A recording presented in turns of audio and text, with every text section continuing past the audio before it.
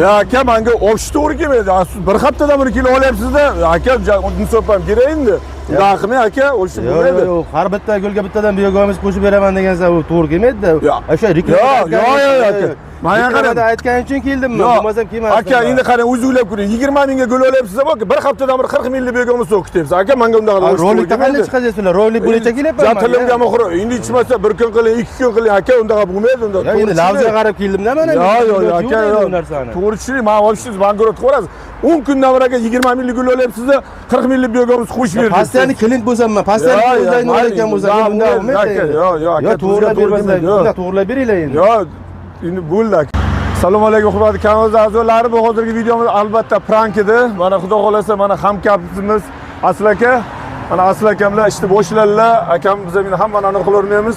Akamga dehqonchilik, o'zlari urug'dan yetishtirib, o'zlari mana shu bruchinalarni, palmalarni, kitob archalarni o'zlari yetishtirganlar. Akam kelsalarim hozir men telefon nomerlarini qo'ldiraman, arzon narxlarda qilib beradi. Asl aka, nima bizni mana mijozlarimizga, klientlarga nima udobstvolar? Qani aka? Xudo xolasa kelishsa, arzon qilib beramiz. O'zimiz mana urug'dan ekkanmiz, yetishtirganmiz. Xudo xolasa dastavkalarini ham qilib berishimiz mumkin.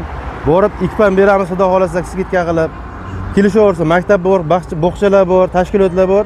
Kelishtirib qilib beramiz, xudo xolasa. Bo'ldi. Hurmatli kanal a'zolari, kelosizlar. Mana ismlari Asilbek aka, mana shu prospektdalar. Yuklari ham sveji, mana 2 kun bo'ldi tushirganlariga arzon narxlarda qilib beradilar. Akamga dehqonchilik. Kelasizlar, xudo xolasa. Kelasizlar, xudo xolasa. Sog' bo'linglar.